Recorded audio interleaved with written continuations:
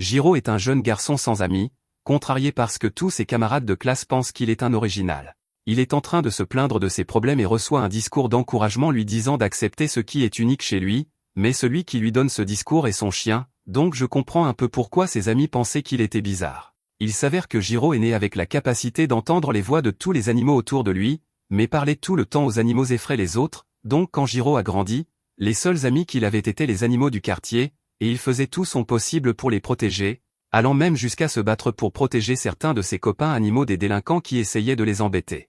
Après avoir chassé les délinquants, le chat et le corbeau remercient Jiro pour son aide car ces trois-là les terrorisent beaucoup ces derniers temps, mais Jiro dit que ce n'est pas grave et se tourne pour rentrer chez lui. Quand il rentre, son grand-père lui crie immédiatement dessus parce qu'il peut voir que Jiro s'est encore battu. Il dit à Jiro qu'il ne lui a pas appris les techniques du shinobi pour qu'il aille tabasser les gens dans le quartier.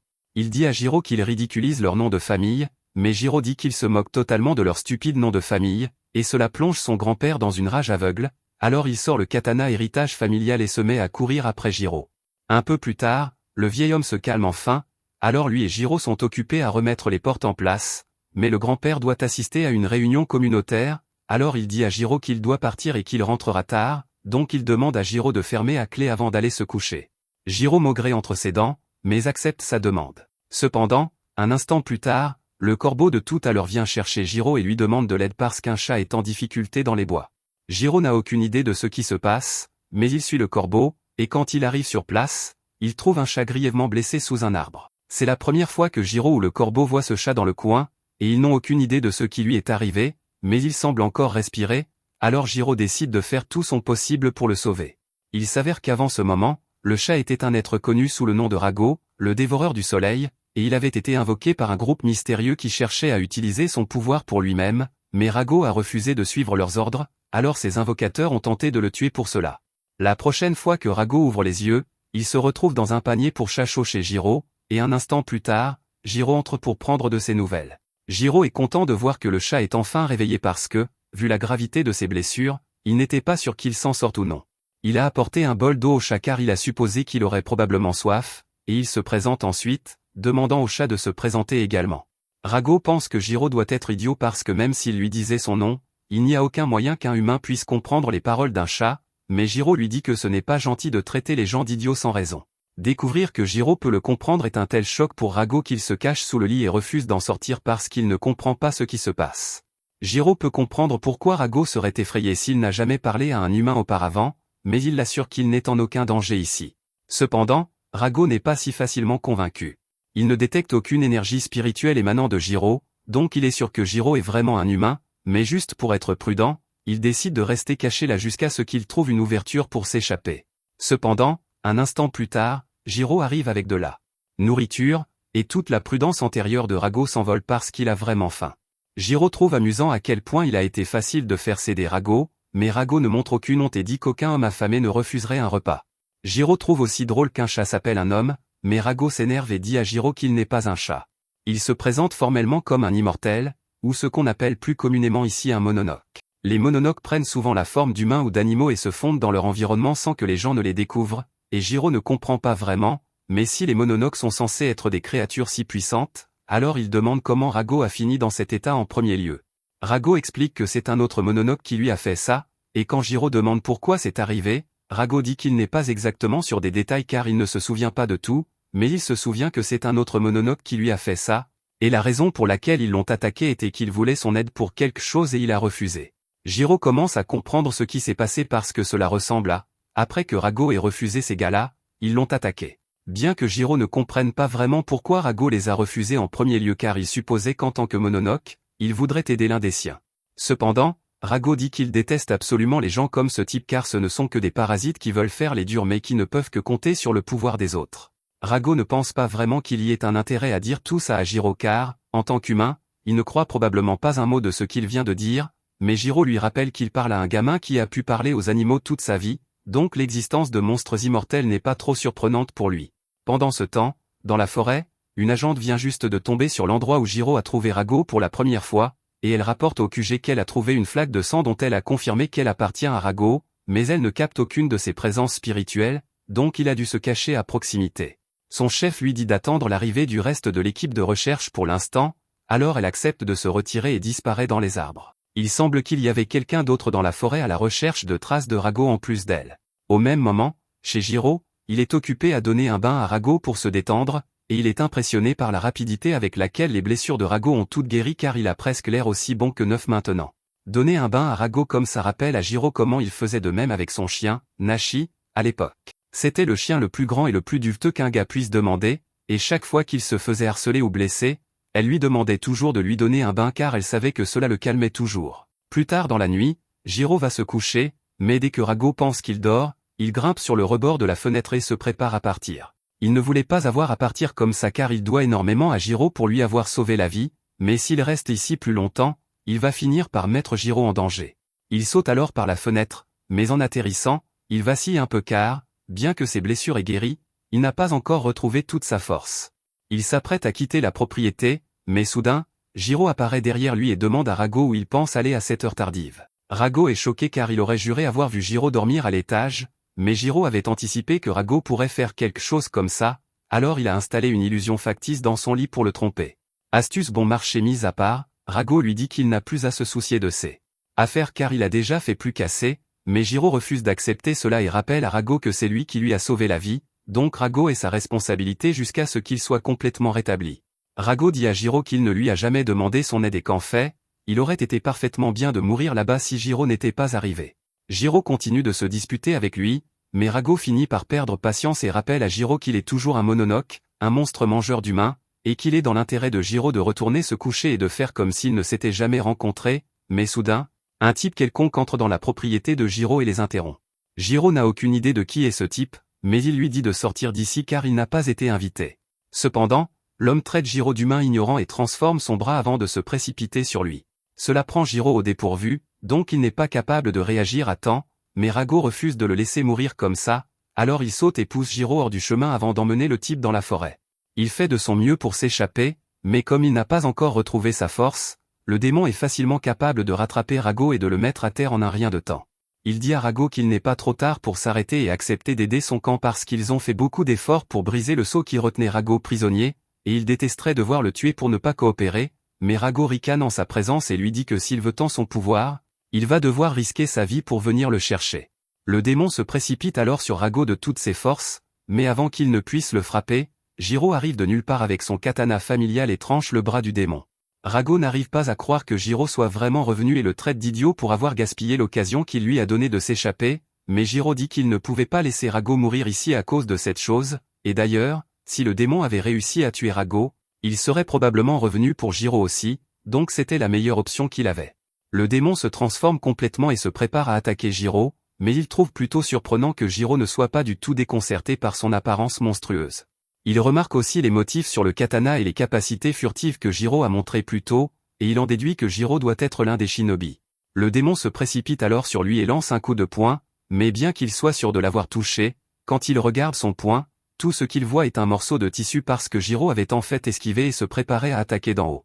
Cependant, bien que ce fût un bon plan, Jiro a sérieusement sous-estimé la vitesse du monstre car, avant qu'il ne puisse le frapper, il avait déjà fait un flash step derrière lui et poignardé Jiro dans le dos avec son doigt.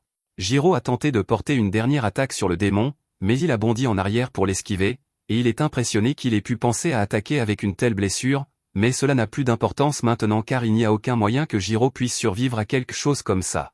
Rago s'approche de Jiro et regarde son corps mourant avec culpabilité car il sait que cela ne serait jamais arrivé à Jiro sans lui, mais quand le démon voit Rago regarder Jiro comme ça, il suppose qu'il doit penser à le manger car manger un humain aiderait Rago à retrouver sa pleine puissance. Il accepte de laisser Rago avoir le corps de Jiro dans l'espoir que cela lui fera changer d'avis sur son offre d'assistance, mais Rago n'a aucune intention de faire une telle chose. Il est vrai que manger Jiro lui permettrait de retrouver sa puissance, mais il doit trop à Jiro pour lui faire ça ou le laisser mourir ici, alors à la place, Rago décide de laisser Jiro le manger. Il se transforme alors et vole dans Jiro, libérant une grande quantité d'énergie alors que le vrai pouvoir de Rago est enfin libéré, et le démon n'arrive pas à croire que Rago trahirait réellement les mononoques comme ça et remettrait son pouvoir à un humain. Jiro reprend conscience alors que ses blessures sont guéries par le pouvoir de Rago, mais il n'a aucune idée de ce qui se passe, et il est effrayé par toute la fumée noire qui sort de son corps. Juste à ce moment, il entend la voix de Rago dans sa tête lui disant d'arrêter de plaisanter et de faire attention car ils sont toujours en plein combat. Le démon attaque Jiro à nouveau, Mais cette fois le corps de Jiro est assez rapide pour esquiver ses attaques, et il parvient à éviter d'être transpercé une seconde fois. Cependant, il n'a aucune idée de comment abattre le démon, mais c'est là que Rago intervient. Il dit à Jiro que tout ce qu'il a à faire est de serrer le poing, et il s'occupera du reste pour lui. Jiro ne comprend pas vraiment ce que cela signifie, mais il suit le mouvement, et alors qu'il porte un coup de poing, Rago utilise son énergie pour faire un trou net dans le torse du démon, le tuant d'un seul coup. Jiro est encore incrédule face à tout ce qui vient de se passer, mais avant même qu'il puisse prendre un moment pour réfléchir à tout, il est soudainement encerclé par des agents du bureau d'espionnage venus en réponse à la perturbation spirituelle, et il est assommé pour pouvoir être emmené pour interrogatoire. La prochaine chose que Jiro sait, il se retrouve dans un lit d'hôpital avec la fille qu'il a assommée debout à côté de lui, et dès qu'elle réalise que Jiro est réveillé, elle passe un coup de fil rapide à son chef pour lui faire savoir que Jiro a repris connaissance. Jiro n'a toujours aucune idée de qui elle est, alors il demande ce qui se passe, et Rago sort de sa poitrine pour dire qu'il est tout aussi confus que Jiro en ce moment. Juste à ce moment-là, Ishika remarque Rago assis sur la tête de Jiro, et Jiro le réalise enfin un instant plus tard, alors il se met à crier après Rago pour qu'il descende de lui, et un instant plus tard, le patron d'Ishika arrive enfin pour vérifier l'état de Jiro. Il dit qu'il est content de voir que Jiro semble parfaitement bien, et il demande aussi à Rago comment il va, mais Rago n'a pas envie de lui parler pour l'instant. Animosité mise à part, Ryozuki est surpris de voir à quel point Rago est calme, car il s'attendait à ce qu'il soit bien plus conflictuel qu'il ne l'est maintenant. Ryozuki se présente comme le chef de la division Mononoke et Ishika comme sa subordonnée, et comme Jiro veut une explication sur tout ce qui se passe en ce moment, Ryo décide de commencer par lui demander s'il connaît les Aniwabin, et Jiro se souvient avoir appris quelque chose à leur sujet. D'après ce dont il se souvient, c'étaient des agents secrets qui travaillaient pour le Shoguni Ido, et Ryo ajoute qu'avec le temps, les Aniwabin ont quitté le service du Shoguni et servent maintenant le gouvernement moderne en tant que bureau de l'espionnage. Ils font toutes sortes de choses, y compris la collecte d'informations, les missions d'infiltration, et bien sûr, la recherche et la destruction des Mononoke. C'est pour cela qu'il y a tout un département dédié à la gestion des incidents liés aux Mononoke, et Ryo a eu la vie facile pendant un moment, car les Mononoke ne causent généralement pas beaucoup de problèmes. Cependant, récemment, les choses sont devenues très agitées, car leur installation a été attaquée par un groupe de Mononoke, et lors de cette attaque, Rago, qui était scellé dans l'installation, a été libéré. Cela dit, Ryo n'est toujours pas sûr de comment exactement Rago et Jiro ont fini comme ça, alors il demande à Jiro de l'éclairer. Jiro explique tout, et Ishika se met immédiatement à le traiter d'idiot d'avoir sauvé un Mononoke sans aucun plan. Mais Jiro ne veut pas entendre ce genre de critique de la part de quelqu'un qu'il ne connaît pas. Ryo dit à Ishika de se calmer, car le fait est que Jiro est complètement fusionné avec Rago, et à moins qu'il ne fasse quelque chose, il va rester comme ça pour toujours. Cependant, ils n'ont aucune idée de comment annuler cela, et ils n'ont également aucune idée de ce que les autres Mononoke peuvent préparer, alors Ryo dit qu'ils vont placer Jiro en garde à vue. Jiro essaie de s'opposer, mais Ryo lui dit qu'il n'a pas vraiment le choix en la matière. Il précise qu'ils ne sont pas des héros de la justice ou quoi que ce soit d'autre, donc ils n'ont aucune obligation de préserver les droits personnels de Jiro. Ils ont déjà rempli un rapport de personnes disparues pour quand ils transporteront Jiro vers un autre établissement demain matin. Mais pour l'instant, Ryo lui dit de juste se reposer. Il mentionne également qu'il y a des gardes postés devant sa porte, et il dit qu'ils sont là pour protéger Jiro au cas où quelque chose arriverait. Mais Jiro sait qu'ils sont très probablement juste là pour s'assurer qu'il ne s'échappe pas. Jiro est un peu inquiet, car s'il est emmené, il y a de fortes chances qu'il ne revoie jamais son grand-père, et une situation comme celle-ci est précisément pourquoi Rago n'arrêtait pas de lui dire que s'impliquer avec lui ne ferait que lui causer des ennuis. Jiro dit qu'il n'a vraiment pas envie d'une leçon en ce moment. Mais Rago dit qu'il n'essaie pas de faire la leçon, il veut juste que Jiro comprenne l'ensemble du tableau de ce qui se passe ici. Ces deux-là ont peut-être promis que tout ce qui se passe en ce moment est pour la protection de Jiro, mais ce sont aussi les mêmes personnes qui ont scellé Rago au départ, donc Rago a du mal à croire qu'ils vont juste laisser Jiro vivre normalement après avoir fusionné avec un Mononoke, et en plus de cela, il y a ces Mononoke qui ont fait irruption dans l'installation pour libérer Rago en premier lieu. S'ils étaient prêts à causer des problèmes avec le bureau pour atteindre Rago, ils ne vont pas abandonner si facilement, donc ils vont sûrement aussi venir après Jiro, et cela signifie à peu près que Jiro doit trouver quoi faire par lui-même. Tout cela a vraiment donné beaucoup de choses à réfléchir à Jiro, et il décide qu'il ne va plus se soucier de ce que les autres disent et faire ce qu'il veut à partir de maintenant. D'abord, il dit à Rago qu'ils doivent sortir d'ici, et Rago est surpris d'entendre cela, car il ne pensait pas que Jiro avait un endroit où fuir à ce stade. Mais Jiro dit qu'il ne compte pas fuir, il a juste besoin de faire certaines choses, et après cela, il devra juste accepter ce qui arrivera. Rago n'a aucune idée de ce que Jiro pense, mais il l'avertit qu'il n'y a aucune garantie que tout ira bien s'il va jusqu'au bout, et il ne peut pas compter sur Rago pour le sauver. Mais Jiro dit qu'il trouvera un moyen de se débrouiller par lui-même. En disant cela, il remarque un groupe de corbeaux dehors, et cela lui donne une idée. Alors pendant que les gardes sont encore occupés à surveiller la porte, il se met soudainement à faire beaucoup de bruit pour attirer leur attention, et une fois qu'ils entrent pour vérifier son état, Jiro dit aux corbeaux de les attaquer pour lui donner assez de temps pour s'échapper. Rago est surpris de voir à quel point cela a bien fonctionné. Mais Jiro n'a jamais douté, car ces corbeaux sont ses amis, et s'ils demandent de l'aide, ils feront tout ce qu'ils demandent. Une fois que Jiro s'est suffisamment éloigné de l'hôpital, il remercie les corbeaux de l'avoir aidé et leur donne un sachet de friandises en récompense de leurs efforts. Mais bien que Jiro ait réussi à sortir de l'hôpital, Rago lui demande ce qu'il va faire maintenant, car le bureau est probablement déjà à sa recherche. Jiro dit qu'il n'est pas vraiment trop inquiet à ce sujet pour l'instant, car il y a juste une chose qu'il veut faire d'abord. Un peu plus tard, Jiro retourne chez lui, et Rago comprend enfin pourquoi Jiro voulait tant s'échapper, parce que même si le bureau allait l'emmener, il voulait au moins expliquer les choses à son grand-père avant. Après tout, il ne voudrait pas laisser son grand-père penser qu'il a vraiment disparu. Il reste dehors un moment, essayant de trouver comment expliquer tout cela au vieil homme. Mais tout à coup, le grand-père de Jiro apparaît derrière lui, ce qui surprend Jiro. Jiro commence à essayer d'expliquer les choses, mais son grand-père lui dit de se taire et de le suivre, alors c'est ce que Jiro fait pour l'instant. Un peu plus tard, le grand-père de Jiro le mène vers un stade ouvert, et Jiro commence à se demander combien de marches ils vont encore faire, car il n'a pas vraiment beaucoup de temps avant que le bureau ne le trouve, et il aimerait parler à son grand-père avant cela. Il demande aussi pourquoi son grand-père l'a amené sur un terrain en premier lieu, et son grand-père dit qu'il est venu ici pour que personne d'autre ne puisse interférer, juste avant de donner un coup de poing en plein visage à Jiro. Jiro tombe au sol et demande à son grand-père ce que c'était. Mais son grand-père se contente de crier après lui et de le traiter d'idiot pour ne pas avoir compris la gravité de ce qu'il a fait. Jiro n'a aucune idée de ce dont il parle. Mais son grand-père dit que Ryo lui a déjà tout raconté, y compris comment Jiro est actuellement possédé par un mononoke. Il n'y aurait probablement pas cru s'il ne l'avait pas vu de ses propres yeux. Mais le fait que Rago soit juste là est une preuve définitive que l'histoire est vraie. Jiro est choqué que son grand-père soit au courant de tout cela, mais c'est parce que le vieil homme est un ancien membre du bureau de l'espionnage. Il déteste que les choses en soient arrivées là, mais le vieil homme sait ce qu'il doit faire maintenant.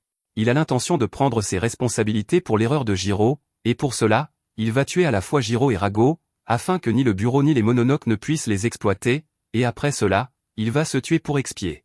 Jiro essaie de dire à son grand-père de se calmer, mais le vieil homme n'a plus rien à dire, alors il fonce droit sur Jiro avec un coup de pied en hache dévastateur. Jiro parvient tout juste à esquiver son attaque, mais il n'a jamais vu son grand-père aussi en colère auparavant, et l'instant d'après, il est victime d'une attaque fulgurante et projeté au sol. Son grand-père explique que leurs techniques familiales Azuma ont été perfectionnées pour combattre aussi bien les hommes que les mononoke, mais il n'a jamais eu le temps d'apprendre à Jiro que les bases pour l'autodéfense.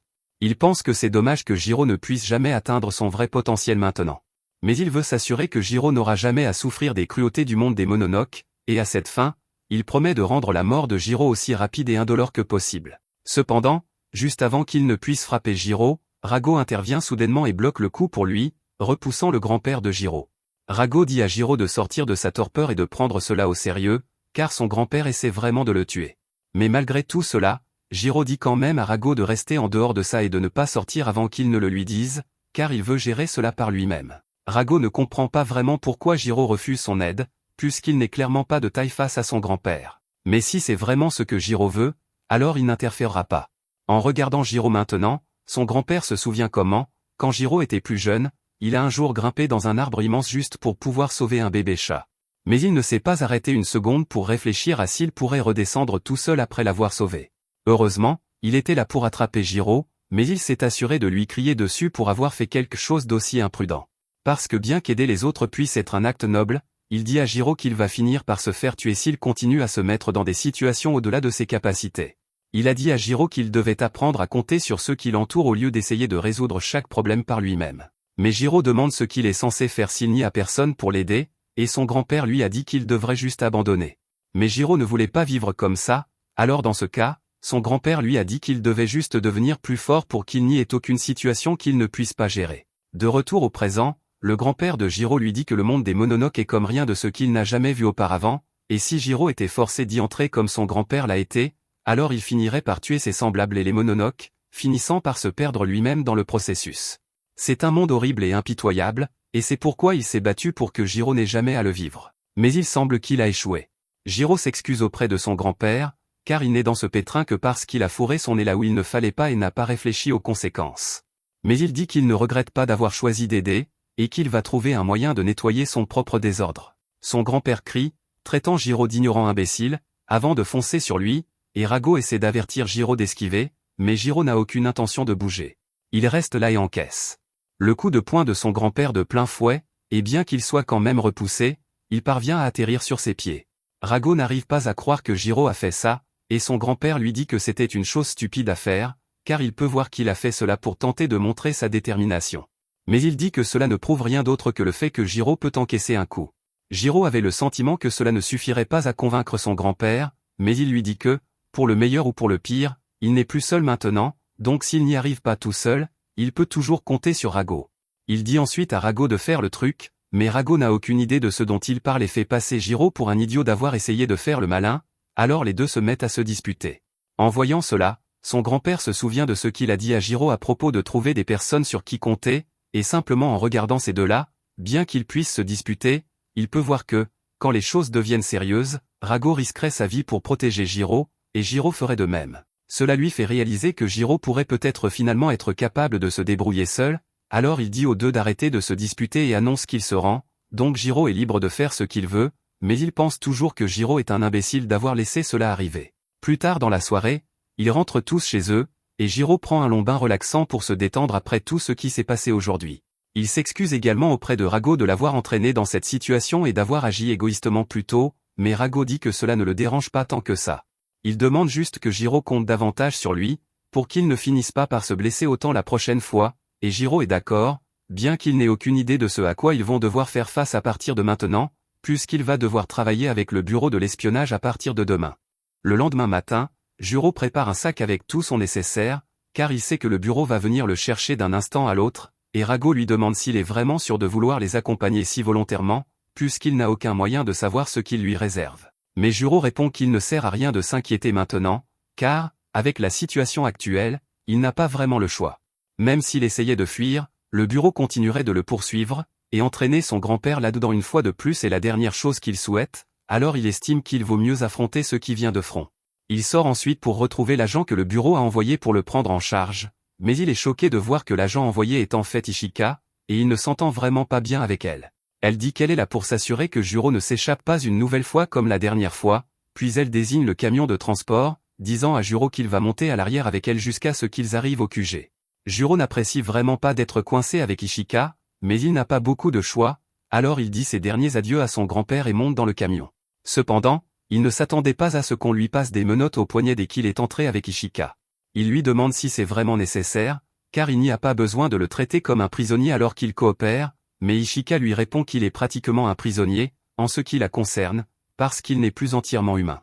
Honnêtement, elle ne sait pas pourquoi les supérieurs tiennent tant à le garder en vie, mais son travail est de s'assurer que Jiro arrive sain et sauf, et elle prend ça au sérieux, même si cela signifie surveiller un phénomène comme Jiro.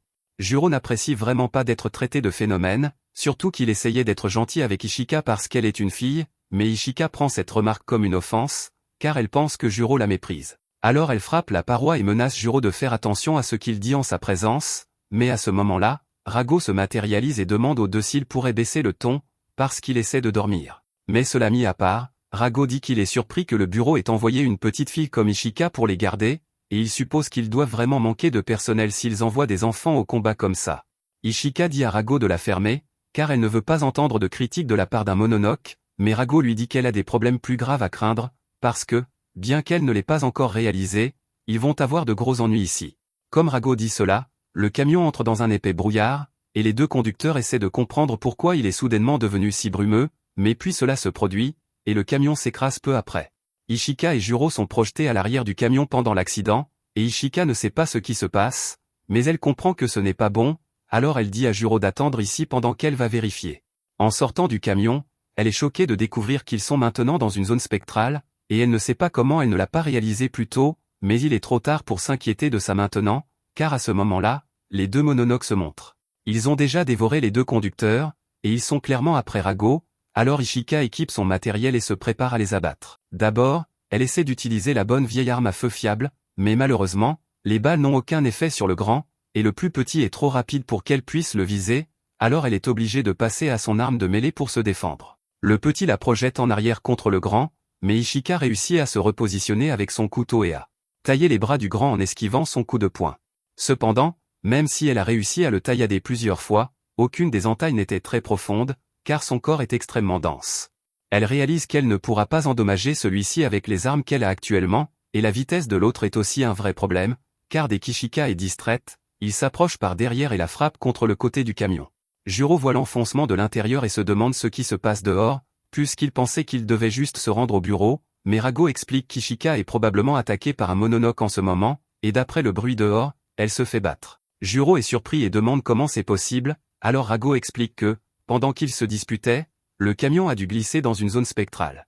Juro ne sait pas ce que sont les zones spectrales, alors Rago explique que c'est en gros une dimension totalement séparée du monde mortel, autrement connu sous le nom de royaume des mononoques. Il ajoute que les humains peuvent parfois y pénétrer par accident, mais qu'en sortir n'est pas toujours facile une fois qu'ils ont traversé.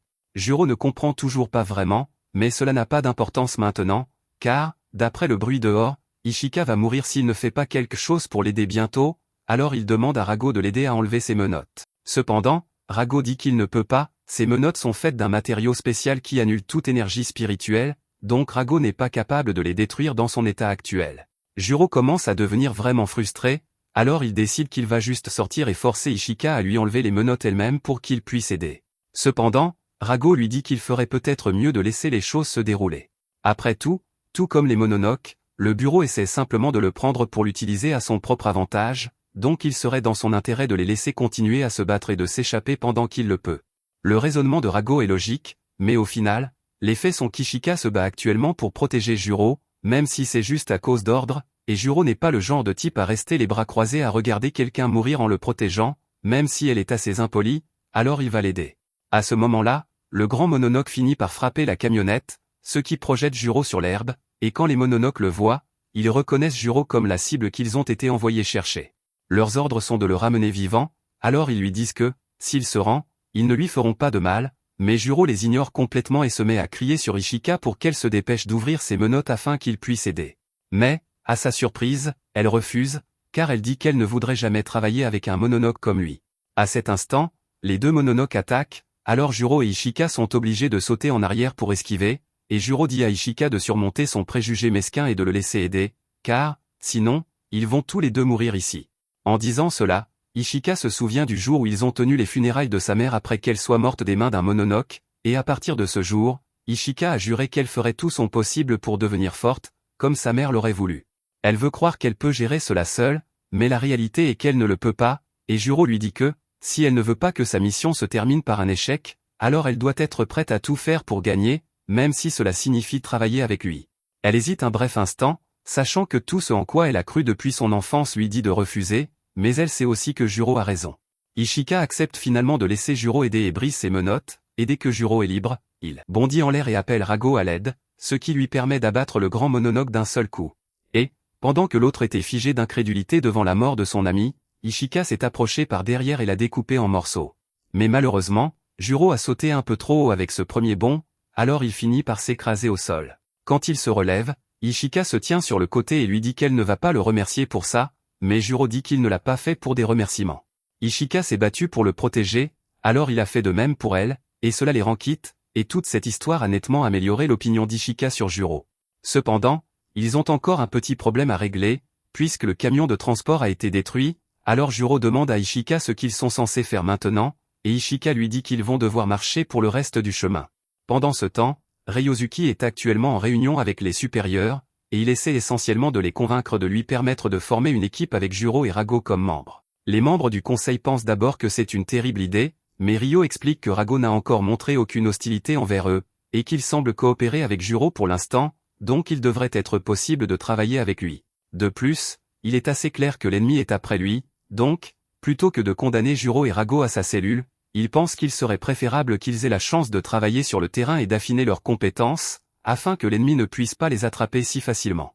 Il fait également remarquer que garder Juro enfermé ne résoudra rien, car leurs ennemis continueront de le cibler quoi qu'il arrive, et si cela se produit, il serait préférable pour Juro d'avoir une véritable expérience du combat plutôt que de passer tout ce temps derrière les barreaux. Ryo promet également de prendre l'entière responsabilité de ce qui arrivera à Juro et Rago à partir de maintenant, et sa proposition était plutôt convaincante, alors les supérieurs acceptent de le laisser faire ce qu'il veut. Le lendemain, Juro est sur le quai en train de se brosser les dents, pensant à quel point la semaine passée a été folle, car un instant il vivait une vie normale, mais le moment d'après, il a trouvé un chat bizarre, s'est fait tuer par un ogre géant, et maintenant le voilà qui travaille pour une organisation étrange. À ce moment-là, Ryo s'approche pour demander à Juro comment il s'adapte à sa nouvelle vie, mais Juro ne pense pas que ce soit une nouvelle vie, puisqu'ils ont déjà fait toutes sortes de tests sur lui depuis qu'il est arrivé, et il n'a pas eu une seule minute à lui. Et, en plus de ça, il n'arrive toujours pas à croire que c'est vraiment la base d'opération dont Ryo parlait. Ryo explique que chaque division du bureau a sa propre base d'opération, et elle doit se fondre dans l'environnement, donc ils optent généralement pour des immeubles de bureaux ou des sanctuaires et ce genre de choses, mais malheureusement, la deuxième division a hérité d'un chantier naval. Et, puisque Juro fait maintenant partie d'eux, cela signifie qu'il est coincé avec ça aussi. Juste alors, une voiture s'arrête devant la base et une jeune femme en descend, alors Juro demande qui c'est, et Ryo explique que c'est Hana Uzumi, et elle va être la chef adjointe de cette équipe, et l'autre gars qui sort de la voiture et se met immédiatement à flirter avec Usami et Reiji Kirahara.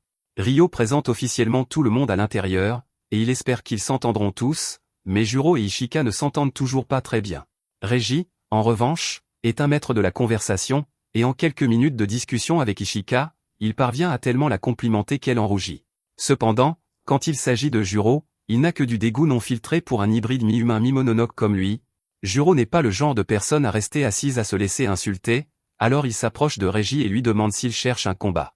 Et Reiji dit qu'il adorerait tabasser Juro si c'est ce qu'il veut. Ishika essaie d'apaiser les choses, car elle ne veut pas que ces deux-là se battent vraiment, mais Ryo, en revanche, est plus qu'heureux de voir le combat avoir lieu, et il demande même à Usami de sortir un appareil photo pour qu'il puisse l'enregistrer. Outre le fait que ce serait amusant à regarder, Ryo le fait aussi parce qu'ils doivent encore tester quelles sont les limites de Juro et à quel point il est vraiment fort, sinon, ils ne pourront pas l'utiliser efficacement sur le terrain. Usami commence alors l'enregistrement, et Ryo donne le signal pour qu'il commence à se battre. Après cela, Juro demande à Ryo pourquoi Reiji est autorisé à utiliser une épée pendant leur combat. Ryo explique que Reiji est issu d'une longue lignée de légendaires épéistes qui ont du mal à se séparer de leurs épées, même au combat.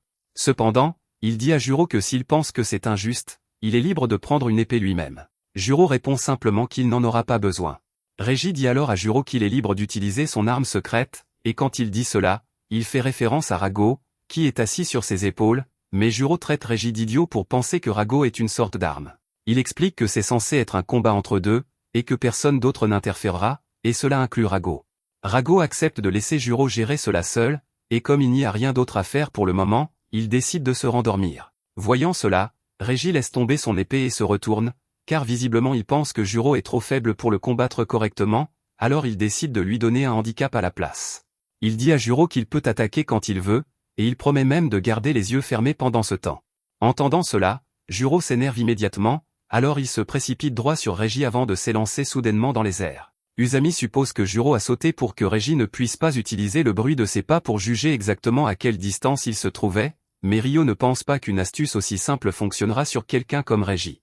Un épéiste accompli comme Reiji ne se fie pas à des choses simples comme la distance ou le son pour combattre. Même lorsque ses sens sont supprimés, les épéistes expérimentés peuvent compter sur leur sixième sens pour détecter les mouvements de leur adversaire. Un instant plus tard, Reiji prouve que Ryo a raison, car au moment où Juro entre dans sa portée, il ramasse soudainement son épée et frappe Juro au moment précis, l'envoyant voler en arrière. Après cela, Reiji se prépare à s'éloigner et dit à Ryo qu'il devrait probablement mettre fin au combat ici, puisqu'il ne voudrait pas tuer accidentellement Juro en le frappant trop, mais alors qu'il s'apprête à partir, Juro se remet sur pied et lui dit que le combat ne fait que commencer, car il a à peine senti ce coup. Et Reiji admet que, si rien d'autre, la résilience de Juro est louable. Les deux se chargent à nouveau l'un vers l'autre, mais alors qu'ils sont sur le point de se percuter, Juro brise soudainement l'épée de Reiji. Il se glisse alors derrière lui et place un puissant coup de poing en plein sur son visage. Ryo est complètement impressionné par ce qu'il vient de voir, car il ne s'attendait jamais à ce que Juro réussisse un tel exploit. Pendant ce temps, Reiji est étendu par terre, essayant de comprendre comment Juro a réussi à briser son épée aussi facilement.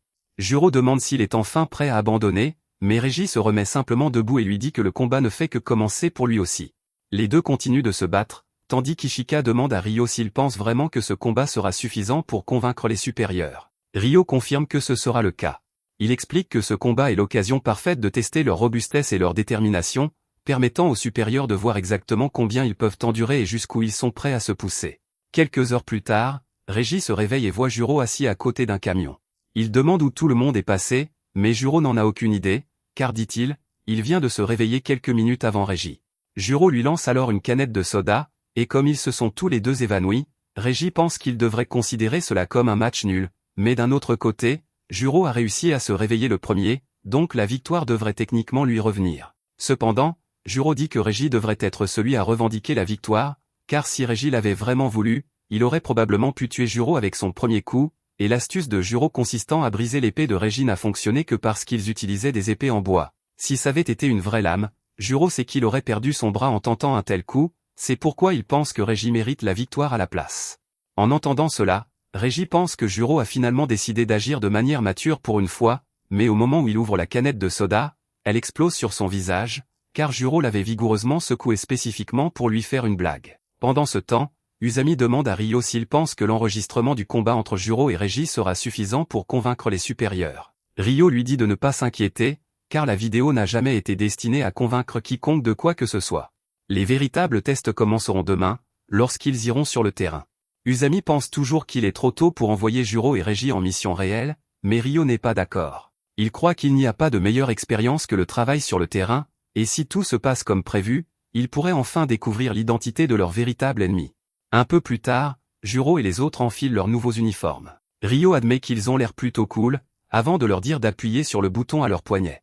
Ils font tous comme demandé, et leur combinaison de combat se transforme instantanément en leurs vêtements normaux. Juro appuie alors 2 fois sur le bouton, ce qui rend son corps semi-perméable. Ryo explique que cette capacité comporte un inconvénient majeur, chaque fois qu'il l'utilise, l'efficacité de la combinaison diminue, il ne devrait donc l'activer qu'en cas d'absolue nécessité. Environ 1 heure plus tard, le groupe arrive à un sanctuaire, et il s'arrête un moment pour prier et conjurer les mauvais esprits, mais Juro n'a toujours aucune idée de ce que tout cela a à voir avec leur mission. Régis fait alors remarquer que, s'il devait deviner, le sanctuaire est probablement l'une des installations du bureau, et il a tout à fait raison. Alors qu'il se dirige vers le bureau du sanctuaire, Juro remarque un mystérieux homme encapuchonné qui mâchouille tranquillement une barre Snickers. Cependant, il n'a pas beaucoup de temps pour penser à lui, car il rejoint rapidement les autres. C'est alors qu'il rencontre un problème, Ryo a complètement oublié de prendre rendez-vous. Heureusement, il parvient à les faire entrer dans l'installation en usant de son charme. Peu de temps après, il découvre un escalier caché, et le groupe descend profondément sous terre jusqu'à arriver au sanctuaire de la 7e réalité. Ryo explique que c'est l'endroit exact où Rago a été scellé.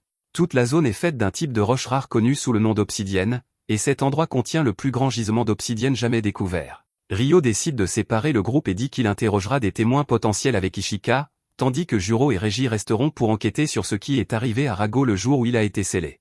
Alors que Ryo et Ishika partent, Ishika se demande s'il est vraiment bon de laisser Juro et Régis seuls ensemble, mais Ryo pense qu'ils travailleront probablement mieux sans eux deux. Pendant ce temps, Juro demande à Rago pourquoi il a été scellé dans l'obsidienne en premier lieu. Rago admet honnêtement qu'il ne s'en souvient pas. Régis explique que lorsqu'un mononoke est scellé, il est essentiellement forcé de posséder un autre objet. Le processus consomme toute son énergie, le laissant complètement incapable de briser le sceau par lui-même. Normalement, les mononoques résident dans des êtres vivants, mais les scellés les forcent à habiter un objet inanimé à la place. Pour un mononoke, c'est essentiellement l'équivalent d'une punition éternelle. Régis ne peut pas dire exactement combien de temps Rago est resté piégé dans l'obsidienne, mais il sait une chose, Rago a été incroyablement chanceux de s'en sortir avec rien de pire que de l'amnésie.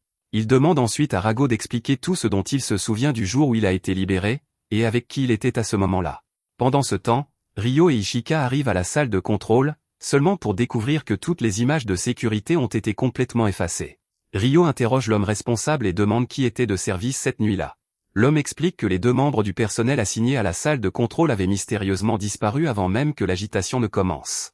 Après avoir recueilli toutes les informations possibles, Ryo sort pour allumer un cigare. Plus il réfléchit à tout ce qu'ils ont découvert, plus toute la scène de crime lui semble étrange. Sur ce, lui et Ishika décident de retourner retrouver les autres. Pendant ce temps, Rago commence enfin à se rappeler tout ce qu'il peut du jour où il a été libéré. Il se souvient s'être réveillé au contact froid de la pierre sous lui, tandis que l'air autour de lui était stagnant et épais, imprégné d'une odeur de moisi. Il pouvait à peine bouger, mais il parvint à forcer ses yeux à s'ouvrir juste assez pour voir plusieurs mononoques se tenir autour de lui, ainsi qu'un homme étrange parlant à travers une tablette. Après avoir entendu cela, Régis suppose que l'homme mystérieux devait être le meneur de tout le groupe. Rago se souvient ensuite comment le meneur a tenté de le convaincre de rejoindre leur camp. Il voulait que Rago leur prête son pouvoir, afin qu'il puisse montrer à ces pitoyables humains à quel point les mononoques étaient vraiment puissants. Cependant, Rago n'avait absolument aucune envie de les rejoindre, alors il a simplement dit au meneur d'aller en enfer. Peu de temps après, Le meneur disparut dans un éclair de lumière, donnant à Rago l'occasion parfaite de s'échapper. Après avoir entendu l'histoire de Rago, Juro fait remarquer qu'ils sont essentiellement revenus à la case départ, ils ne savent toujours pas qui est leur ennemi ni ce qu'ils préparent. Cependant, Régie n'est pas d'accord et explique qu'ils ont en fait appris 3 choses très importantes. Premièrement, le groupe qui a libéré Rago sait clairement comment briser le sceau qui a été placé sur lui. Deuxièmement, le meneur connaissait presque certainement Rago bien avant tout cela. Et enfin, celui ou celle à qui ils ont affaire semble chercher à se venger de l'humanité et du bureau de l'espionnage pour une raison inconnue. Juro dit rapidement à Régie de s'arrêter, car c'est déjà trop d'informations pour lui à traiter. Même ainsi, il commence à rassembler les pièces. Il réalise qu'il a fusionné d'une manière ou d'une autre avec Rago, et maintenant ils ont appris que leur ennemi sait comment annuler cette fusion. Rago a perdu ses souvenirs après avoir été libéré, et pourtant le meneur savait déjà qui il était, ce qui signifie qu'il devait être lié bien avant que Rago ne soit libéré. Après avoir réfléchi, Juro décide que la solution est en fait assez simple, tout ce qu'il a à faire, c'est frapper tous ceux qui se mettent en travers de son chemin jusqu'à ce que le problème soit résolu. Régie se met immédiatement à le réprimander, qualifiant le plan d'imprudent et de stupide. Il n'arrive pas à croire que Juro envisage sérieusement de se précipiter dans le danger sans réfléchir à quoi que ce soit, mais avant que leur dispute ne puisse continuer, Juro remarque soudainement quelqu'un debout derrière eux. C'est le même homme encapuchonné mystérieux qu'ils ont vu plus tôt au sanctuaire, et il mâchouille toujours tranquillement son bonbon comme si de rien n'était. Juro a à peine le temps de réagir que l'homme mystérieux disparaît soudainement, et en un clin d'œil, il apparaît directement derrière Juro et Régie. Ses mouvements sont si incroyablement rapides qu'aucun des deux ne peut même le percevoir, et aussi vite qu'il est apparu, l'homme encapuchonné s'éloigne à nouveau, laissant les deux stupéfaits par sa vitesse incroyable. L'homme retire alors lentement sa capuche et regarde directement Rago pour lui dire qu'il ne va pas laisser ces deux crétins gâcher leur retrouvaille. Au moment où ils entendent ces mots, Juro et Régie réalisent immédiatement à quoi ils ont affaire, l'homme mystérieux est un mononoke. Sans perdre une seconde de plus, les deux se transforment instantanément en leur combinaison de combat et se préparent au combat. Après avoir été témoins de la vitesse écrasante de l'homme de leurs propres yeux, ils savent qu'ils s'apprêtent à affronter un adversaire extrêmement dangereux. Pendant ce temps, Ryo et Ishika rencontrent un problème complètement différent. Ils réalisent soudainement qu'ils ont été piégés à l'extérieur par une barrière incroyablement puissante. Elle est si forte que même Ryo n'a aucune idée de la façon dont ils sont censés la traverser pour rentrer. Il commence à chercher une solution, mais rien ne lui vient immédiatement à l'esprit. La situation est déjà bien plus compliquée qu'il ne l'avait prévu, surtout maintenant que Juro et Régie sont piégés à l'intérieur avec un mononoke dangereux. Alors que Ryo essaie de déterminer leur prochaine action, il remarque soudainement quelqu'un approchant par derrière. Ce n'est autre que Tokuzumi, la chef des opérations spéciales. Dès que Ryo la voit, un sourire confiant s'étale sur son visage. Leur toute première mission se transformait déjà en un véritable chaos, mais maintenant que la chef elle-même est arrivée, il ne peut s'empêcher de penser que cette première mission est sur le point de devenir encore plus intéressante. Le mononoke se présente sous le nom de Koga, et il dit qu'il va être le futur seigneur suprême de tous les mononoke, mais pour cela, il va avoir besoin de Rago. Régie pense qu'il doit être une sorte d'idiot, car il n'y a aucune chance qu'il soit vraiment venu ici avec un objectif aussi stupide. Il décide de tenter sa chance et demande à Koga pourquoi il a tant besoin de Rago, dans l'espoir de le faire se lancer dans un monologue, et Koga mord à l'hameçon, car il commence à expliquer que Rago est vraiment spécial en ce qui concerne les mononoke. La plupart des mononoke sont pratiquement immortels, mais ils doivent se nourrir périodiquement, sinon, leur forme spectrale se détériore avec le temps. Cependant, Rago est complètement différent, il peut survivre qu'il mange ou non, donc il est pour ainsi dire un générateur d'énergie spirituelle infinie, et si Koga s'empare de ce genre de pouvoir pour lui-même, il pourra devenir le mononoke suprême. Après qu'il ait dit cela, Régie et Juro prennent des positions de combat, car ils peuvent sentir qu'ils s'apprêtent à attaquer, mais ils n'ont toujours pas de réponse à la vitesse fulgurante de Koga, alors Régie est projetée et Koga cloue Juro au sol et lui dit de rester en dehors de ça et de se taire, car pour lui, il n'est qu'un sac à viande inutile, et une fois qu'il aura réussi à sortir Rago de lui, il sera éliminé. Koga prend alors Rago et lui dit que dans quelques minutes, il sera libéré de sa prison humaine, et ensuite ils pourront fusionner et régner sur le monde des mononoke, mais Rago se moque totalement de régner sur le monde des mononoke, et même s'il le voulait, Koga est la dernière personne avec qui il fusionnerait jamais. Koga ne comprend pas pourquoi Rago refuse d'accepter son geste gentil, mais à ce moment-là, Juro attrape la jambe de Koga pour l'empêcher de bouger, et avec Koga incapable de bouger, Régie peut se positionner pour utiliser son mouvement spécial. Il déchaîne une puissante coupure, qui inflige quelques dégâts à Koga et le repousse, mais Régie avait en réalité destiné cette attaque à fendre Koga en deux, donc il réalise que ce combat va être difficile. À présent, il est sûr que les autres ont dû réaliser qu'ils ont des problèmes ici-bas, mais il n'y a aucun moyen de savoir combien de temps il faudra avant qu'ils arrivent, donc ils doivent travailler ensemble pour survivre. Koga est furieux que Régie et Juro pensent réellement avoir une chance contre lui simplement parce qu'ils sont plus nombreux.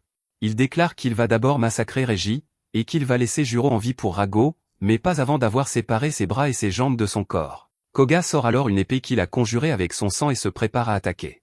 Au même moment, à la surface, Ryo a appelé des renforts et a actuellement Tokita qui examine la barrière mise en place par le Mononoke. Tokita dit que la barrière n'est pas trop complexe, donc il devrait pouvoir la faire tomber en quelques minutes au maximum, et comme Ishika s'inquiète pour les gars en bas, elle propose d'aider pour accélérer le processus. Pendant ce temps, Ryo et Toko se tiennent à l'écart, et Toko accuse Ryo de savoir que Juro allait être attaqué et de l'avoir intentionnellement amené ici pour qu'il soit forcé d'aider, mais Ryo le nie et dit que cela n'avait pas été planifié du tout. Cependant, il n'est pas trop inquiet pour ces deux-là, car il a confiance qu'ils sont assez compétents pour s'en sortir seuls, mais si quelque chose tourne mal, il est prêt à en assumer la responsabilité. Pendant ce temps, là-bas en bas, Koga s'en prend violemment à Régie, et malgré les efforts de Régie pour bloquer les coups d'épée, il voit son épée brisée et subit un coup mortel au ventre. Après avoir été projeté, Juro intervient pour empêcher Koga de l'achever, mais Koga bloque son poing avec facilité, et il dit même qu'il est déçu, car il n'arrive pas à croire que c'est le meilleur que Juro puisse faire avec le pouvoir de Rago dans son corps. C'est dommage de voir tout ce potentiel gaspillé, et il promet de sortir Rago de Juro dès que possible, pour qu'il n'ait plus à souffrir avec un hôte aussi inadéquat, mais Juro dit à Koga de se taire, car s'il n'a pas déjà compris, Rago ne l'aime pas, et il n'a aucune intention de devenir l'arme d'un idiot comme lui. Rago n'aime généralement pas que les gens parlent en son nom, mais il est totalement d'accord avec Juro sur ce point, et les deux prévoient d'abattre Koga quoi qu'il arrive, alors Juro canalise autant du pouvoir de Rago que possible dans son poing, et il frappe alors Koga avec un coup dévastateur. Juro était sûr qu'un tel point serait certainement suffisant pour vaincre Koga, mais alors que la poussière retombe, il est horrifié de voir que tout ce qu'il a fait, c'est endommager l'épée de Koga et le blesser un peu. Koga félicite Juro d'avoir enfin bien utilisé le pouvoir de Rago, car cette dernière attaque était plutôt décente, mais alors qu'ils s'apprêtent à continuer le combat, ils entendent soudain une explosion du côté de l'entrée. Juro est confus, car il n'a aucune idée de ce que c'était, mais Koga peut dire que cela doit signifier qu'ils ont réussi à franchir sa barrière à l'étage, et que des renforts sont en route vers eux. Koga n'est pas très confiant quant à ses chances contre des vétérans aguerris, alors il décide de faire ses bagages pour aujourd'hui et de rentrer chez lui. Juro crie, le traitant de lâche de s'enfuir au milieu de leur combat, mais Koga lui rappelle qu'il aurait pu tuer Juro à tout moment pendant la bataille, et la seule raison pour laquelle il ne l'a pas fait est que cela aurait tué Rago aussi, donc il reviendra lorsqu'il sera mieux équipé pour s'emparer de Rago. Peu après le départ de Koga, les renforts arrivent, et quelques minutes plus tard, tout le monde est sorti à l'extérieur. Toko dit à Ryo qu'il y aura de graves conséquences pour cela, car cette mission non autorisée a entraîné des dangers inutiles et des dommages aux installations, et Ryo dit qu'il est prêt à accepter toutes les conséquences qu'on lui lancera, mais il est en réalité satisfait de la façon dont les choses se sont déroulées, car, au-delà de tout, Juro et Régie ont tenu tête à un Mononoke très puissant, et cela devrait suffire à convaincre les supérieurs qu'ils sont des atouts précieux pour l'équipe. Il se tourne ensuite vers les enfants et demande à Régie s'il va bien, car il a subi le plus de dégâts, mais Régie dit qu'il va bien. Cependant, la seule raison pour laquelle il est encore en vie en ce moment est que la combinaison a absorbé une grande partie des dégâts, si ce n'avait pas été pour cela, il serait mort. Ryo lui dit de ne pas penser comme ça, car il devrait plutôt célébrer leur victoire, mais Régie ne peut s'empêcher de se sentir terriblement mal, car il était complètement impuissant face à ce type, et il doit faire tout son possible pour devenir plus fort. Ishika est également bouleversée, car elle a été totalement inutile tout ce temps là-bas, et elle pense que les choses se seraient déroulées différemment si elle avait seulement pu franchir cette barrière, mais cela ne sert à rien de ressasser maintenant. Alors que les autres broient du noir, Juro est plongé dans ses pensées sur le fait que, avant de partir, Koga a mentionné quelque chose à propos de son père, et il ne sait pas quoi en penser, car, aussi loin que Juro s'en souvienne, son grand-père a toujours pris soin de lui, donc il n'a aucune idée de qui sont ses vrais parents, et tout se fatera confus et frustrant, mais il décide qu'il va continuer à avancer quoi qu'il arrive et donner tout ce qu'il a pour devenir un véritable membre de cette équipe. Ryo est heureux de voir que Juro est de bonne humeur, mais, pour mémoire, il lui dit qu'il faisait déjà pleinement partie de l'équipe dès le moment où il l'a rejointe. Cela dit, ils doivent tous encore apprendre à travailler ensemble en tant qu'unité, et ils ont chacun leurs propres forces et faiblesses individuelles sur lesquelles ils doivent travailler, mais il veut qu'ils sachent que, quoi qu'il arrive, il les soutiendra toujours. Quelques jours plus tard, Ryo a terminé sa réunion avec les supérieurs au sujet de ce qui s'est passé, et, comme il s'y attendait, il s'est fait beaucoup réprimander, mais tout cela est de l'eau sous les ponts maintenant, il est donc temps pour l'équipe de passer à leur prochain objectif. Et cet objectif est de réaliser un exercice d'entraînement, qui sera mené par un invité spécial. Juste à ce moment-là, le groupe entend le rire d'une petite fille venant du haut du bâtiment à côté d'eux, et la fille saute soudainement, mais personne ne s'en soucie assez pour la rattraper, alors elle s'étale de tout son long sur le sol. Juro n'a aucune idée de qui c'est, alors Ryo dit à tous que c'est Fuyo, et, bien qu'elle n'en ait pas l'air, c'est une Mononoke. Le bureau surveille et élimine les Mononoke, mais dans certains cas particuliers, si le Mononoke est de la variété amicale, il est autorisé à vivre à condition de coopérer avec le bureau. Cependant, Fuyo tient à clarifier qu'elle ne se contente pas de suivre les ordres du bureau, et qu'elle est ici parce qu'elle le veut. Elle tourne alors son attention vers Rago et lui dit sarcastiquement qu'il est beaucoup plus duveteux et mignon qu'elle ne le pensait, et Rago rétorque qu'il n'acceptera pas de critique de la part de quelqu'un qui ressemble à un gamin minuscule, et après cela, les deux commencent à se disputer. Une fois les choses calmées, Ryo dit à tout le monde de se mettre en position pour commencer l'exercice d'entraînement, et il explique qu'il s'agira d'un entraînement à la suppression des forces spectrales. Juro ne sait pas ce que c'est, alors Ryo l'informe que certains Mononoke sont capables d'induire des hallucinations ou d'exercer l'hypnose, et il est bien préférable de s'habituer à ce genre de choses dans un environnement contrôlé plutôt que de le confronter pour la première fois sur le terrain. C'est là que Fuyo entre en jeu. Sa capacité lui permet de créer ce genre d'illusion, donc leur tâche est de trouver un moyen de se libérer de l'illusion de Fuyo par tous les moyens nécessaires, et c'est à peu près tout. Fuyo active alors son pouvoir, piégeant chacun dans sa propre hallucination personnalisée, mais Usami ne peut s'empêcher de s'inquiéter un peu, car Ryo n'a donné aucun indice concret sur la façon dont ils sont censés se libérer de l'illusion. Cependant, Ryo dit que c'est mieux ainsi, car s'ils peuvent s'en sortir par eux-mêmes, cela signifie qu'ils seront préparés à tout ce qui arrivera sur le terrain. Pendant ce temps, à l'intérieur de l'illusion, Reggie se retrouve dans un vaste espace ouvert, et il est déjà conscient d'être piégé dans une hallucination, mais il n'a aucune idée de comment s'en sortir. Alors qu'il marche dans cet espace, il tombe soudainement sur une grotte très familière, et de cette grotte sort quelqu'un que Reggie pensait ne jamais revoir, son frère. Reggie essaie de se ressaisir, car il sait que son frère est très certainement déjà mort, mais l'épée dans sa main lui semble assez réelle. Pendant ce temps, dans l'illusion d'Ishika, elle a été renvoyée à un souvenir de son enfance, lorsque sa mère était encore en vie. Ishika venait de raconter à sa mère tout son désir de devenir agent comme son père et sa mère, et, en y repensant maintenant, elle réalise à quel point sa façon de penser était naïve à l'époque. Elle pensait que les gentils gagnaient toujours quoi qu'il arrive, mais ensuite sa mère est partie en mission et n'est jamais revenue. Depuis lors, Ishika s'est entraînée du mieux qu'elle pouvait pour devenir agent, car elle pensait que c'était la seule façon de se sentir proche de sa mère. Mais alors qu'elle croyait avoir tout compris, on lui a appris que sa mère n'avait en réalité jamais été tuée au combat, comme on le lui avait dit initialement. Au lieu de cela, un Mononoke l'avait transformée en pierre, et le bureau avait essayé d'utiliser toutes les ressources à sa disposition, mais rien n'avait fonctionné. Ainsi, bien qu'elle soit techniquement encore en vie, la mère d'Ishika est coincée sous forme de statue. Ishika promet à sa mère qu'elle trouvera un moyen de la sauver, mais à ce moment-là, la statue de sa mère se met à crier sur Ishika, lui disant d'arrêter d'être agent, sinon elle finira comme ça aussi, et avant qu'Ishika ne s'en rende compte, la statue se transforme en monstre. De même, dans l'hallucination de Juro, il est également pris pour cible par un monstre, et il ne comprend pas vraiment comment il est censé sortir d'ici, mais il pense qu'un bon premier pas serait d'abattre cette chose, alors lui et Rago se préparent à combattre. Reggie et son frère Shinji avaient toujours entretenu une relation relativement bonne. Malgré le fait que Shinji était celui qui était destiné à hériter du clan en tant que prochain chef, et qu'il était toujours légèrement meilleur que lui dans tout ce qu'ils entreprenaient, Shinji traitait Reggie avec amour et respect, et leur père ne méprisait ni ne négligeait jamais Reggie pour ne pas être aussi doué que son frère. Le jour où Shinji devait officiellement devenir le prochain chef du clan, il devait se soumettre au rituel du clan.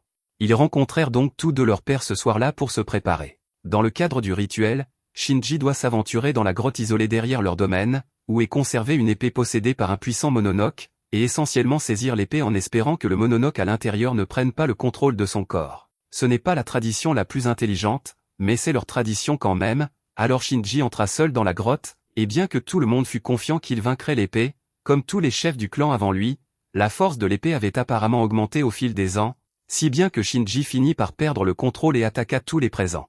Comme Shinji était le plus habile épéiste du clan à l'époque, personne ne faisait le poids face à lui une fois qu'il fut possédé, surtout par Reggie, qui ne pouvait même pas battre un Shinji normal. En peu de temps, le seul survivant fut Reggie, mais au lieu de le tuer comme les autres, Shinji utilisa le dernier reste de son contrôle pour dire à Reggie de faire tout son possible pour devenir plus fort, et lorsqu'il sera confiant de pouvoir le battre, il devra revenir pour le tuer.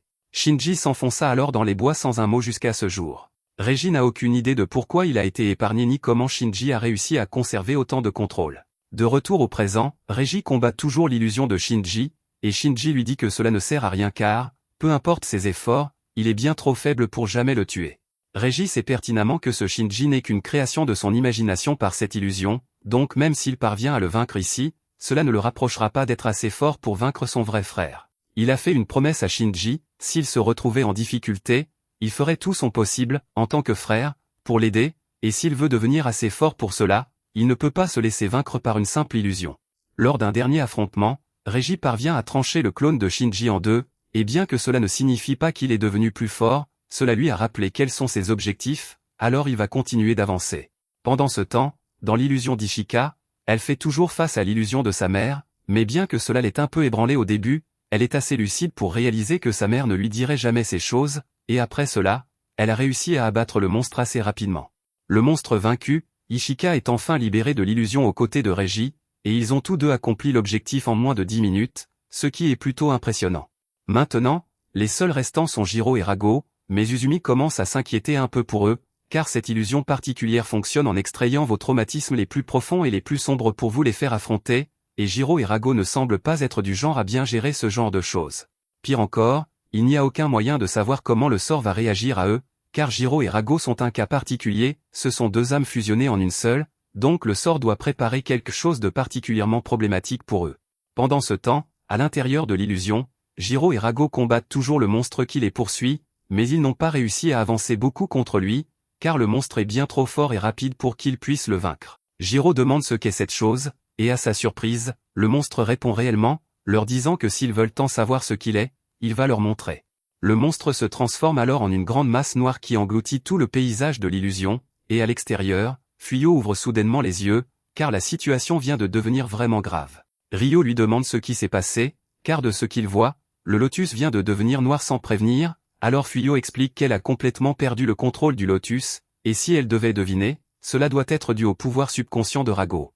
En l'état, dit-elle, rien ne garantit que Jiro et Rago parviendront à sortir vivants de là, car par défaut, le but de ce sort est de détruire la cible en utilisant son traumatisme le plus sombre, et maintenant qu'elle n'a plus le contrôle, elle ne peut pas intervenir pour les sauver si quelque chose tourne mal à l'intérieur. Pendant ce temps, du côté de Rago et Jiro, ils se retrouvent au milieu d'un sanctuaire, et aucun d'eux ne sait ce que cet endroit est censé être, mais ils remarquent un énorme pilier d'obsidienne, semblable à celui qui a servi à sceller Rago.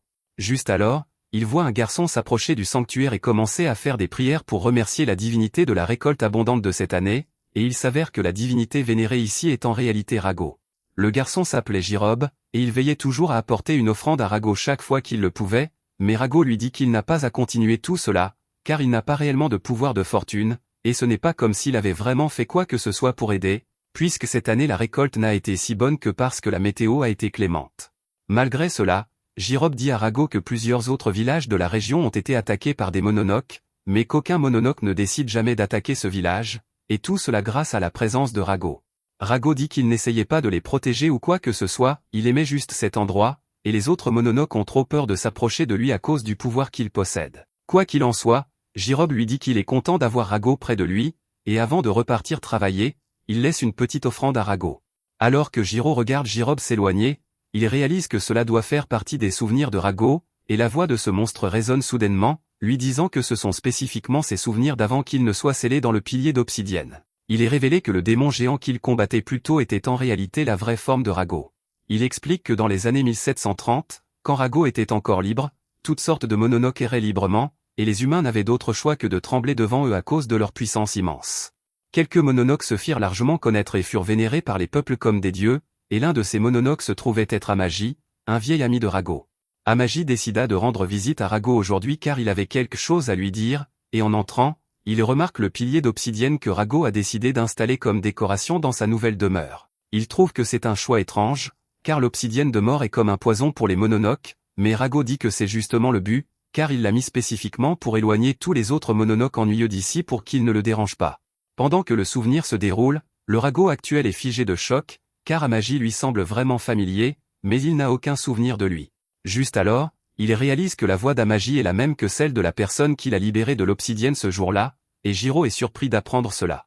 Alors que le souvenir continue, Rago demande pourquoi Amagi viendrait jusqu'à un village reculé comme celui-ci, alors Amagi informe Rago que ces dernières années, les humains ont intensifié leurs efforts pour chasser les mononoques. Rago n'en est pas trop surpris, car les mononoques sont devenus un peu trop confiants, pensant que les humains ne riposteraient jamais, mais il s'en moque, car tout cela n'est pas son problème. Amagi tente d'expliquer que la situation est bien plus compliquée qu'il ne le pense, car les humains se sont organisés et ont créé un groupe appelé l'Anoabin pour traquer systématiquement les mononoques à travers tout le pays. Rago est un peu surpris d'apprendre cela, mais il demande si Amagi est vraiment venu jusqu'ici uniquement pour l'avertir. Cependant, Amagi dit qu'il est venu parce qu'il voulait demander l'aide de Rago, il est en train de former sa propre organisation pour combattre l'Aniwabin et s'assurer que les mononoques restent dominants pour toujours, afin qu'ils puissent continuer leur mode de vie consistant à manger et tuer les humains à leur guise. Il a déjà rassemblé pas mal de membres pour le soutenir, et si Rago accepte de se joindre à eux également, alors ils pourront enfin retrouver leur place au sommet de ce monde. Mais Rago se tourne vers lui et lui dit, « Tu es libre de faire ce que tu veux, mais il ne s'impliquera pas, parce que cela semble être beaucoup trop de travail. » Amagi tente de le convaincre en avertissant Rago que s'il ne se soulève pas maintenant contre l'Aniwabin, ce n'est qu'une question de temps avant qu'il ne vienne après lui. Cependant, cela n'inquiète pas beaucoup Rago, car s'ils viennent après lui, il est parfaitement capable de prendre soin de lui-même. Les autres mononoques sont outrés lorsqu'ils apprennent que Rago refuse de se joindre à eux, mais Amagi dit simplement « Laisse Rago réfléchir cette nuit, et il reviendra demain pour lui demander une dernière fois. » En partant, Rago lui dit qu'il ne devrait pas prendre la peine de revenir, car la réponse serait toujours non, mais il a gravement sous-estimé jusqu'où Amagi était prêt à aller pour atteindre son objectif. Le lendemain, Amagi revint effectivement pour redemander à Rago, mais ce n'était pas tout ce qu'il fit, car sur le chemin du retour, il décida de s'arrêter au village dont Rago était si friand et de prendre une petite collation, tuant et dévorant tout ce qu'il trouvait. Il apporta même la tête de ce garçon, Jirob, et l'offrit à Rago comme un régal, et comme prévu, cela mit Rago hors de lui, déclenchant une explosion si dévastatrice qu'elle rasa complètement la montagne ainsi que tout dans un rayon de 10 km. Même avec toute sa puissance, Amagi ne survécut que de justesse à l'explosion de Rago, et cela lui coûta un bras et le laissa gravement blessé. La seule autre chose qui survécut à l'explosion fut le pilier d'obsidienne, et maintenant que Rago a causé tant de destruction, Amagi rit, car il sait qu'une fois que les humains de l'Anoabin l'apprendront, ils croiront que Rago est responsable de la mort de tous les habitants du village et le traqueront comme les autres. Cela signifie que Rago n'a désormais que deux choix, soit tuer Amagi et vivre en ennemi de tous les humains, soit rejoindre la cause d'Amagi et l'aider à accomplir son objectif. Rago réalise qu'aucun de ces choix n'est particulièrement bon pour lui, car ils aboutissent tous les deux à ce qu'il se retourne contre l'humanité à cause d'Amagi, et s'il y a une chose qu'il déteste plus que tout, c'est d'être forcé de faire quelque chose. Alors à la place, il décida d'opter pour une troisième option et choisit de s'emprisonner lui-même dans le pilier d'obsidienne, afin qu'Amagi ne puisse pas utiliser son pouvoir et que les humains n'aient pas à le traquer. C'est ainsi qu'il se retrouve à piéger là-dedans pendant tous ces siècles, et il dit que c'était la façon de Rago d'assumer la responsabilité de la destruction qu'il avait causée. Mais Jiro n'achète pas cette histoire de prise de responsabilité, et pense que Rago a fait cela juste parce qu'il voulait avoir l'air cool en s'éloignant de tout ce gâchis. Maintenant qu'il y pense, Rago réalise qu'il fuyait plutôt le problème, car il ne voulait pas y faire face et voulait être seul, mais Jiro lui dit qu'il n'a pas à s'inquiéter, car contrairement à l'ancien lui, Rago n'est plus seul. Rago sourit en lui-même, et en repensant à tout maintenant, il admet qu'il a pris beaucoup de mauvaises décisions dans sa vie. Jiro ne comprend pas ce qu'il veut dire, alors Rago fait remarquer que l'ancien lui avait fait tout un cinéma sur le fait qu'il ne voulait se ranger d'aucun côté. Et oui, après avoir été libéré, la première chose qu'il a faite a été de se fusionner à Jiro, et maintenant, pour le meilleur ou pour le pire, ils sont tous les deux du même côté désormais. Cela dit, ils doivent encore vaincre le monstre créé par l'illusion s'ils veulent sortir d'ici, alors Jiro et Rago se préparent à combattre. Pendant ce temps, à l'extérieur, Fuyo essaie toujours de son mieux de briser l'illusion, mais rien n'a fonctionné jusqu'à présent.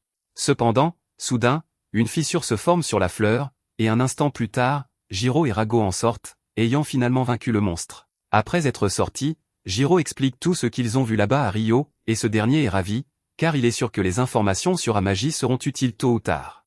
Le lendemain, Jiro et les autres regardent un reportage aux informations concernant une série de cadavres qui apparaissent récemment dans des zones résidentielles, et la police pense qu'il s'agit de l'œuvre d'un tueur en série. Mais Fuyo pense qu'il s'agit presque certainement d'une attaque de Mononoke, et les autres sont d'accord. Cependant, Jiro crie alors et demande ce que Fuyo fait à traîner avec eux après qu'elle ait failli le tuer hier. Fuyo lui dit que cet accident n'avait absolument rien à voir avec elle, donc elle ne peut pas être tenue responsable, et puisque Ryo est responsable d'elle, elle fait techniquement partie de Black Torch également. Mais cela fait réfléchir Jiro, et maintenant il se demande pourquoi les Mononoke mangent les humains en premier lieu. Après tout, Fuyo est une Mononoke, et elle semble pourtant parfaitement capable de manger de la nourriture normale. Elle confirme bien que les Mononoke peuvent manger de la nourriture normale, mais la raison pour laquelle ils mangent les humains est que c'est le seul moyen pour eux d'augmenter leur pouvoir spirituel. Le fait que les Mononoke aient lancé plus d'attaques récemment est un signe qu'ils stockent de la puissance pour quelque chose de grand, et cela doit avoir un rapport avec le plan d'Amagi. Juste à ce moment-là, aux informations, des gens ont signalé qu'un épais brouillard s'abattait sur la ville, qu'il est difficile de pénétrer ou de quitter, un indicateur classique de la présence d'un mononoke. Ryo convoque une réunion pour discuter des récentes informations concernant l'implication d'Amagi dans tout cela, et étant donné la situation actuelle dans la ville, il suggère que son équipe devrait être chargée de gérer cela, puisque les incidents liés au mononoke sont leur domaine de compétence. D'après ce qu'il a observé, son équipe apprendra beaucoup plus vite en vivant les choses sur le terrain. Après avoir obtenu l'autorisation, Ryo et les autres se rendent sur les lieux, et Juro est surpris de découvrir que la plupart des gens ici travaillent pour le bureau. Bien que Ryo précise que pour la plupart d'entre eux, leur responsabilité commence et se termine avec les affaires de l'humanité. Ce n'est pas surprenant, car il n'y a eu pratiquement aucune attaque de mononoke au cours des dernières décennies, ce qui explique pourquoi la plupart des gens ne les remarquent jamais vraiment. Et même lorsque les gens sont touchés par les mononoke, le bureau est généralement capable de gérer la situation pour éviter que cela ne devienne un tel spectacle. Mais cette situation particulière a déjà dégénéré, c'est là que leur équipe intervient. Toute la ville de Hirasaka a été isolée par le brouillard, et ils savent très peu de choses sur la situation, si ce n'est que des mononoke sont derrière tout cela et que plusieurs civils sont actuellement piégés à l'intérieur. Le brouillard est épais, mais leur équipement devrait leur permettre de le traverser. Donc, une fois de l'autre côté, ils ont deux missions à accomplir, sauver les survivants et trouver un moyen de dissiper le brouillard. Ils doivent également capturer ou vaincre le mononoke responsable de cela par tous les moyens nécessaires. Mais Ishika est surprise que Ryo leur demande de capturer les mononoke au lieu de les tuer. Il dit qu'il est très probable qu'Amagi tire les ficelles, donc si possible, il veut voir s'il peut obtenir des indices sur lui en interrogeant quelques-uns des mononoke impliqués. Les moyens de communication ordinaires sont à peu près inutiles là-dedans, donc ils ne pourront pas contacter Ryo une fois qu'ils seront dans le brouillard. Mais heureusement pour eux, ils ont Fuyo de leur côté. Elle utilise sa magie pour créer 3 pétales pour chacun d'eux, et elle explique que ces pétales sont directement reliés à ce lotus. Une fois qu'ils les auront avalés, cela leur permettra de communiquer entre eux par télépathie. Tout cela semble très utile, mais les autres sont un peu hésitants à l'idée d'avaler des pétales quelconques fabriqués par Fuyo. Ils finissent par avaler les pétales et pénètrent dans le brouillard, et dès qu'ils y entrent, une jeune fille mononoke sent leur présence et avertit son équipe que 3 agents du bureau sont entrés dans la barrière. Le chef est un peu surpris que le bureau n'envoie que 3 agents pour faire face à un incident de cette ampleur, mais il suppose que cela rendra la tâche plus facile pour eux. Il demande ensuite à Roren combien de temps il lui faudra encore pour faire passer tous les humains par le portail, et Roren dit qu'il n'en a obtenu que 200 jusqu'à présent, donc ils vont devoir attendre encore un bon moment. Il est honnêtement surpris du temps qu'il faut pour rassembler les humains comme ça, car il n'a jamais mis autant d'efforts pour les garder en vie auparavant. Mais Kanawa dit qu'il est important de garder les humains en vie pour qu'ils conservent leur vitalité. Juste à ce moment-là, Naroko attire l'attention de Kanawa et lui dit qu'il y a en fait une personne de plus dans la barrière, et qu'on dirait que c'est ce chat dont il parle. Quand il entend cela, un grand sourire apparaît sur son visage, car il attendait une opportunité de mettre la main sur Rago. Il demande à Naroko de quelle direction vient Rago, mais il n'obtient pas de réponse car elle vient de s'endormir. Roren n'est pas trop surpris, car c'est elle qui maintient toute la barrière de brouillard, donc il est normal qu'elle soit fatiguée. Kanawa demande ce qui va se passer si les agents du bureau la trouvent endormie comme ça, mais Roren lui dit qu'il n'y a pas de souci à se faire, car ils ont déjà quelqu'un chargé de la protéger. Puisque Naroko ne va pas être d'une grande aide ici, Kanawa décide de partir à la recherche de Rago par lui-même, et en attendant, il demande à Roren de rester ici et de continuer à rassembler les humains. Pendant ce temps, Juro et les autres viennent de jeter un rapide coup d'œil autour de la ville, et d'après ce qu'ils peuvent voir, la situation n'a pas l'air très bonne. Ils ont déjà essayé de réveiller toutes les personnes allongées par terre, mais peu importe combien Juro les secouait, elles ne se réveillaient pas, alors les autres supposent qu'elles sont sous l'effet d'une sorte de sort. Ils n'ont aucun moyen de savoir où se cachent actuellement les mononoke responsables de cela, alors Régie suggère qu'ils devraient se séparer pour commencer à chercher. Mais juste à ce moment-là, Rago se réveille de sa sieste et il demande ce qui se passe, car l'énergie spirituelle ici pue. Ishika pense que c'est le timing parfait, car ils peuvent utiliser la capacité de Rago à sentir l'énergie spirituelle pour localiser les mononoke. Rago ne voit pas d'inconvénient à aider, alors il essaie de se concentrer, et il est capable de sentir 4 signatures d'énergie spirituelle différentes à l'intérieur de la barrière, une qui libère tout ce brouillard, une qui jette un sort sur les humains, et 2 autres qui semblent être des combattants. Cependant, Rago n'est pas capable de localiser leur position, car l'énergie du brouillard rend la détection difficile. Il semble qu'ils vont devoir se séparer après tout s'ils veulent abattre tous les mononoke, puisqu'ils ne savent toujours pas où ils se trouvent. Mais juste à ce moment-là, Juro remarque une volée de corbeaux à proximité, et cela lui donne une idée. Il passe les quelques minutes suivantes à demander aux corbeaux s'ils ont vu quelque chose d'inhabituel récemment, et pendant ce temps, Régie et Ishika regardent, émerveillés. Ils avaient entendu dire que Juro pouvait parler aux animaux, mais c'est quand même très étrange de le voir en personne. Une fois que Juro a fini de parler avec les corbeaux, il informe les autres qu'il y a 2 mononoques dans le parc et qu'il y en a un à une intersection où il rassemble un groupe d'humains. Il prévoit de se séparer pour les abattre, mais juste à ce moment-là, Kanawa atterrit juste devant eux. Juro peut dire que Kanawa est après Rago, alors il dit à Reiji et Ishika de le laisser gérer cela et d'aller s'occuper des autres mononoques.